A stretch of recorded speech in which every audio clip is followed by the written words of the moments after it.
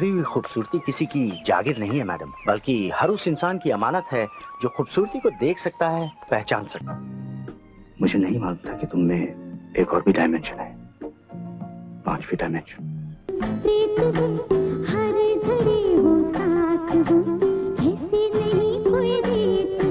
जुबैर अहमद सिद्दीकी उर्फ मार्क जुबैर का जन्म 5 मई 1944 को लखनऊ में हुआ था। उनके माता पिता काफी पढ़े लिखे थे और विश्व के अलग अलग देशों में उनके परिवारजन फैले हुए थे। साल 1949 के साल में पिताजी बतौर रेडियो प्रोड्यूसर BBC लंदन से जुड़ गए, इसलिए 2 साल बाद यानी 1951 को पिताजी ने अपने पूरे परिवार को लंदन बुला लिया। उस वक्त मार्क जुबैर स्कूल में पढ़ रहे थे। लंदन पहुंचने के बाद वे न सिर्फ वहां के नागरिक बने, बल्कि कला के क्षेत्र में अच्छा काम भी करके दिखाया। थोड़ी देर में ये बुझ जाएगी, क्योंकि इसमें जलने के लिए कुछ रह ही नहीं जाएगा। फूंक मार दो तो ये वक्त से पहले ही बुझ सकती है। प्लीज, अगर मुझे जल्दी काम नहीं मिला तो सपना इस साल के BA एग्जामिनेशन में नहीं बैठ सकेगी।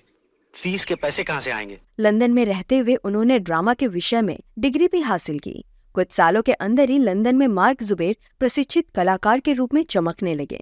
बहुत लोग नहीं जानते होंगे कि मार्क जुबैर पहले हॉलीवुड एक्टर थे, फिर वे बॉलीवुड में आए। बॉलीवुड के कुछ मनोरोगी फिल्मकारों ने मार्क जुबैर का विरोध किया, इसलिए उन्होंने हिंदी सिनेमा से नाता तोड़ने का फैसला किया था।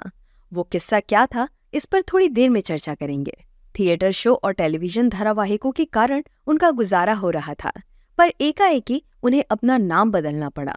दरअसल 1968 के साल में किसी ने उन्हें सलाह दी कि अगर इंग्लैंड के रहवासी जैसा नाम रखोगे तो काम मिलने में आसानी होगी, इसलिए उन्होंने अपना नाम मार्क जुबैर रखा।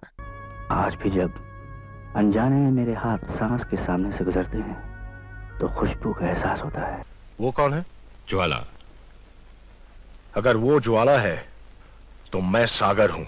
लंदन में उन्होंने ऐसे धारावाहिकों में काम किया जिसमें इंडियन ओरिजिन वाले कलाकारों की जरूरत थी। इतने साल विदेश में गुजारने के बाद उनकी हिंदी भी कमजोर हो चुकी थी, इसलिए बॉलीवुड की तरफ उनके कदम नहीं मुड़ते थे।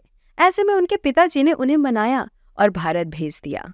भारत आने पर उन्होंने देखा कि यहाँ की फिल्में दुनिया विशिष्ट लोगों के इशारों पर चलती है। इसका सबसे बड़ा उदाहरण ये था कि मार्क जुबैर की शुरुआती हिंदी फिल्मों को रिलीज होने में समय लगने लगा। 1981 के साल में मार्क भारत आए थे और आने के तुरंत बाद उन्होंने फिल्में साइन की, पर वे फिल्में अलग अलग 2-2 साल में रिलीज हुई। 1982 के साल में उनकी पहली हिंदी फिल्म ये नजदीकियां रिलीज हुई थी, जो उस वक्त की कामयाब फिल्म साबित हुई। पर इस दौरान उन्होंने अन्य फिल्मों में भी काम किया, जो सेंसर बोर्ड के कारण बहुत देरी से रिलीज हुई। बॉम्बे से मैं यहाँ 4 आदमियों की तलाश में आया हूँ, खन्ना, कौशल, बंसी और साहिर। मैंने उस औरत के लिए एक प्लान बनाया है। प्लीज मुझे उस प्लान के मुताबिक काम करने दो। क्या मैं पूछ सकती हूँ कि ये प्लान क्या है? 1984 की कमला फिल्म को भी रिलीज करने के लिए संघर्ष करना पड़ा। हिंदी सिनेमा की बात की जाए तो मार्क जुबैर के सिर्फ 6 साल अच्छे गुजरे थे। 1984 से 1989 तक उन्होंने कामयाबी के झंडे गाड़े थे, पर हिंदी के लिए उन्होंने अंग्रेजी फिल्मों से दूरियां बनाई नहीं। लगे हाथ वो कुछ हॉलीवुड की फिल्में भी करते थे, हालांकि उनका किरदार उनमें ज्यादा बड़ा नहीं होता था, पर इतने में भी वे खुश थे। हिंदी सिनेमा के दर्शकों ने उन्हें बहुत सारा प्यार दिया। उनके हेयर स्टाइल की भी खूब तारीफ हुई। फिल्म जगत की अच्छी जानकारी रखने वाली मेरी माताजी का भी कहना है कि उस जमाने में उनके जैसे बाल किसी के नहीं थे। मार्क जुबैर की फिल्मों को सेंसर बोर्ड रोक देते थे। तब खाली समय में वे मॉडलिंग का काम भी किया करते थे। अपनी खूबसूरत पर्सनैलिटी के कारण वे वहाँ भी कामयाब हुए। आज हमको रुलाने लगी है। मुझसे ये नफरत? तुम इस तरह चली जाओगी तो मैं लोगों को जवाब क्या दूंगा? जवाब क्या दूंगा? 90 के दशक के बाद उनका यहाँ मन नहीं लगने लगा, इसलिए वे फिर से लंदन लौटने की तैयारी करने लगे। पर वे कभी हिंदी सिनेमा से दूर नहीं गए।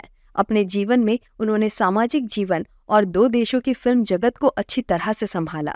कहा जाता है कि उनकी जर्मन बीबी एंगा मुरेल लंदन में ही रहती थी, पर बॉलीवुड में मार्क जुबैर का नाम बहुत सारी अभिनेत्रियों से जुड़ा, जैसे कि अनुराधा पटेल, दीप्ति नवल।